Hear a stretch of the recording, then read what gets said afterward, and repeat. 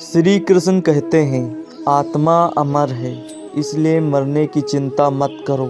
इस संसार में कुछ भी स्थायी नहीं है। मौन सबसे अच्छा उत्तर है। किसी ऐसे व्यक्ति के लिए जो आपके शब्दों को महत्व नहीं देता। नरक के 3 द्वार हैं, काम, क्रोध और लोभ। एक बार बुद्ध से उनके शिष्य ने पूछा, भगवान, आपने आज तक यह नहीं बताया कि मृत्यु के बाद क्या होता है। उसकी बात सुनकर बुद्ध मुस्कुराए। फिर उन्होंने उससे पूछा, पहले मेरी एक बात का जवाब दो। अगर कोई कहीं जा रहा हो और अचानक कहीं से आकर उसके शरीर में एक जहर भरा तीर लग जाए तो उसे क्या करना चाहिए?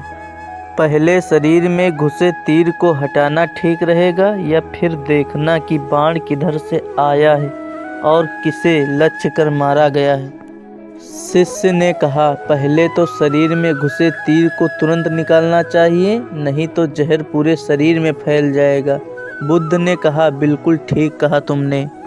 अब यह बताओ कि पहले इस जीवन के दुखों के निवारण का उपाय किया जाए या मृत्यु के बाद की बातों के बारे में सोचा जाए?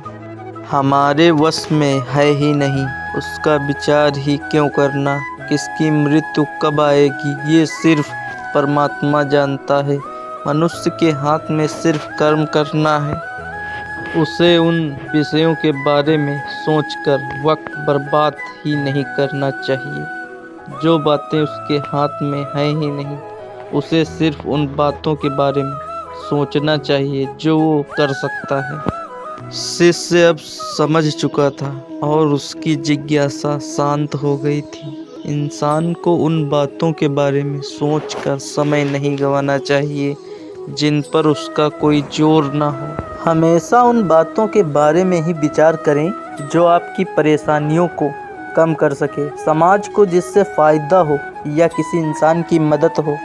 सफल व्यक्तियों को जानकर गुरुजनों और अपने बड़े बुजुर्गों को आपने अक्सर यह कहते हुए सुना होगा कि जल्दबाजी में किया गया कार्य घातक भी हो सकता है। किसी भी कार्य को करने या किसी चीज़ को प्राप्त करने के लिए धैर्य नहीं रखते, बल्कि उन्हें हर चीज़ शीघ्र अतिशीघ्र चाहिए होती। लेकिन वे इस बात को भूल जाते हैं कि यदि जल्दबाजी में कोई चीज़ मिल भी जाए तो जीवन में उसका महत्व शून्य के समान होता है। जीवन में धैर्य का क्या महत्व है और धैर्य क्यों जरूरी है, इसे जानने के लिए आपको गौतम बुद्ध के जीवन से जुड़ी इस कहानी को जरूर जानना चाहिए। धैर्य के महत्व को जानने से पहले जानते हैं आखिर धैर्य है क्या। दरअसल धैर्य धीरज, संतोष या सहनशीलता ऐसे गुणों में एक है जो हर किसी के पास नहीं होता। धैर्यवान व्यक्ति वह है जो कठिन परिस्थितियों में भी शांत रहकर सहन करते हुए उसे पार कर लेता है। यही समय आने का धैर्यपूर्वक इंतजार करता है। गौतम बुद्ध एक बार शिष्यों के साथ गांव से शहर की ओर जा रहे थे। यात्रा करते हुए उन्हें एक शिष्यों को थकान महसूस हुई। थकान मिटाने के लिए वह एक झील के पास रुक गए और एक शिष्य को प्यास बुझाने के लिए झील से पानी लाने को कहा। शिष्य बर्तन में पानी लेने के लिए झील के पास गया, लेकिन जब झील के पास पहुंचा तो देखा कि वहां कुछ लोग पानी में कपड़े धो रहे हैं और उसी समय एक बैलगाड़ी भी झील के किनारे आकर रुकी, जिससे कि सारा मिट्टी पानी में घुल गया और झील का पानी गंदा हो गया। शिष्य सोचने लगा कि इतना दूषित और गंदा पानी अपने गुरु के पीने के लिए कैसे लेकर जा सकता हूँ। इसलिए वह बिना पानी के लिए खाली हाथ ही लौट गया। शिष्य ने गौतम बुद्ध से कहा, गुरुदेव, झील का पानी बहुत गंदा है और पानी पीने के योग्य नहीं है।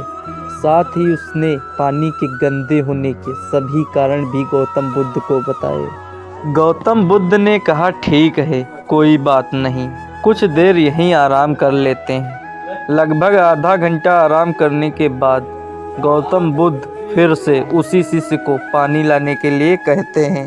शिष्य फिर से बर्तन लेकर झील के पास जाता है, लेकिन इस बार वह देखता है कि झील के पास में कोई हलचल नहीं है। और पानी भी एकदम साफ और पीने के योग्य है। जो मिट्टी पानी के ऊपर दिखाई दे रहा था वह भी अब झील के तली में बैठ गया। शिष्य बर्तन में पानी रखकर गौतम बुद्ध के पास जाता है। बर्तन में साफ पानी देखकर गौतम बुद्ध शिष्य से कहते हैं, देखो कैसे मिट्टी भी अपने स्थान पर चली गई और पूरा पानी साफ व पीने के योग्य हो गया। हमें साफ पानी के लिए कोई प्रयास भी नहीं करना पड़ा, केवल अच्छे समय का इंतजार करना पड़ा और हमें अच्छा व साफ पानी मिल गया। इससे यह सिद्ध होता है कि भले ही जीवन में कितना भी कठिन समय क्यों ना आए, अगर थोड़ा देर ठहर कर उस मुश्किल समय के बीतने का इंतजार किया जाए तो आने वाला समय अपने आप ही अच्छा हो जाता है। इसलिए जीवन में धैर्य जरूरी है। गौतम बुद्ध की बात सुनकर शिष्य इस अमूल्य सीख को देने के लिए उनका धन्यवाद करता है और कहता है, इंसान को उन बातों के बारे में सोचकर समय नहीं गंवाना चाहिए जिन पर उसका कोई जोर ना हो।